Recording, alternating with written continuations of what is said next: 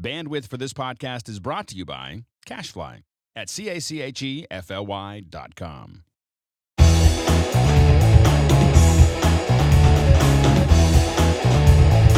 Welcome back to MacBreak Studio. I'm your host, Mark Spencer, and joining me today is once again Steve Martin. Hey, Steve. Hey, Mark. Good to see you. Good to see you too. So we're actually going to overlap a little bit into, well, your territory, making things move. Making things move. I like to make things move. You do? Yes. And so, with motion, people just say, I'll just do it in motion. Well, there's a lot of stuff you could still do in Final Cut. A ton of stuff you can do right in Final Cut. Right, because maybe you don't want to go over to motion to do a simple animation. And I'm going to show you some time-saving shortcuts today that will really make your life easier. Yeah, so in fact, before motion existed, I did a ton of this in Final Cut. There's a great deal of motion graphics you can do right here. Absolutely. So let's just start with some basic motion skills. Now I have this clip here, this ESPN show, Speed Freaks. I'm going to go ahead and open the clip into the viewer and click the motion tab. Notice I have image and wireframe turned on, okay. so you can see what's going on. Mm-hmm. Now let's just say I wanted to create like a 24 type opening where you have multiple images kind of moving around at different places. Around screen. Yeah, exactly. So the way normally people approach this is that they'll scale the video. I'm going to just type in 50%. For the scale, and then they'll set a keyframe here, and then they'll set a keyframe for center point, which is position. Okay. They call it center in Final Cut, not position, like they do in other apps. But then I would have to move it up here. So I'm only scaling and moving. And the point to know here is that notice the anchor point is in the center, as you can see by the wireframe. Yes. So everything scales around the center point. Scales around its anchor point. Scales and rotates. Right, but that's not always the best. Sometimes you might want it to scale off of a corner. Maybe the left or right corner. I'm going to go ahead and reset this. And there's two ways to actually change the anchor point. Okay. One way is to do it visually in the canvas. Now, if I get the Distort tool down here in the tool palette. The Distort tool? Distort. Okay. I know it's really odd. You get a Distort tool to change the anchor point. Yeah. Right. I mean, normally you would, put it on the edge of a... Oh, because you can use it to distort the clip. Yeah, you can make your clip rubbery. Yeah. Yeah. Okay, but I'm not going to make my clip rubbery. I'm just going to notice how when I put the Distort tool in the center of the wireframe, you get the distort, which is weird. But notice I drag out that little dot. That little line, yeah. That's what that is. That's the anchor point. That's the anchor point. Okay. So I can put it, let's say, up there in the upper left. And now when I scale, notice where it's scaling it scales from that anchor point. That stays dead still. So it can look like it's growing out from the corner. Exactly. Okay. Now that's. You know what? That's great, but it's not exactly precise. Okay, there's a more precise way to do it, and I'm going to go ahead and reset this. And it's actually put in values because you might be off a few pixels right in the corner. So, but then I don't know what number to put in there. Well, it's very simple. If you open the Distort, this gives you it's like a key. Before I open it, let me tell you that the image that we're working with is 720 by 46. It's what they call a D1 broadcast resolution. Right. But this works with any clip. Okay. If I open the Distort tool, it gives you some clue about it. Like for example, minus 360. 360 is half of what? Oh, it's going to be half of its upper left corner. It's width or its height, I don't know. Width. 720. Okay. 720 by 46. Right. And that'd be half of 46. Uh-huh. So to actually have its scale, you'd put in the anchor point, you put minus 360 minus 243. So move it over 360 and up 243. That's right. So you're right, because it's minus up this way and then over 243. Okay. So minus would be that direction. Okay. So I'm going to put minus 360 and then tab over. I'm going to put. And we see it jumped over already when you did that. Yeah, you can see it. And then minus 243.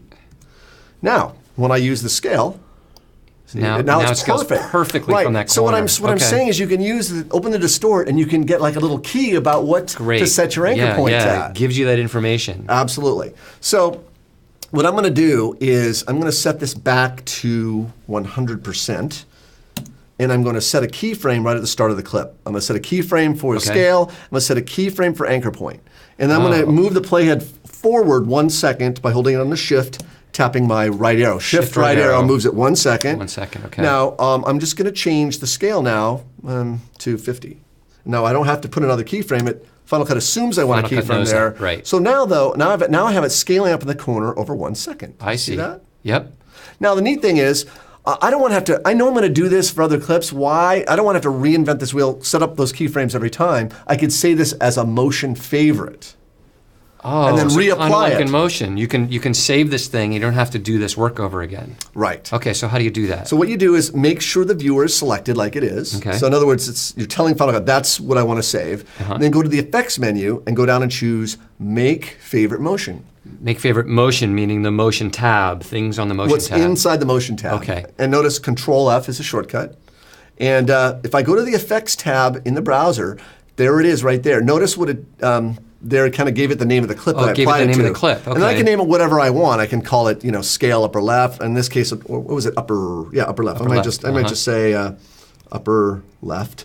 Now the reason I'm not being too descriptive about it is because obviously I've already done it. Yeah. So I'm just going to go ahead. Martha Stewart you. Yeah, exactly. I'm going to go ahead and delete that because what I want to show you is how you can take those presets and apply them. Here I have a stack of 4 video layers. Okay. And let's say I want to just. And these are raw. They're just raw. There's nothing applied to them. And let's just say I already have my motion favorite scale upper right. I'm just going to drag that and drop that on the clip here. Right. Now, as you can see, it's a preset. You can see that top clip is scaling. It's now scaling. It's scaling. Okay. Now let's say I want to do a scale. It was a scale upper right, and I want to do scale upper left.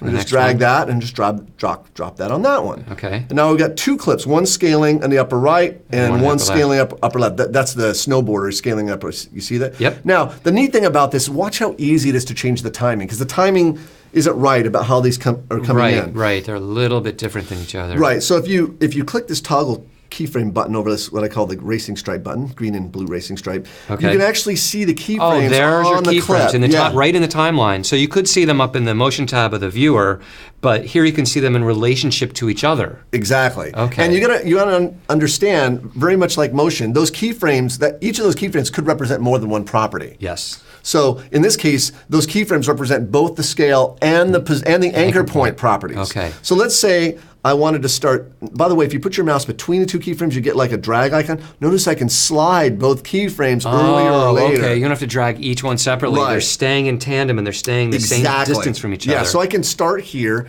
and then let's say maybe I can offset that one a little bit there. And so when I play this, I can create interesting effects.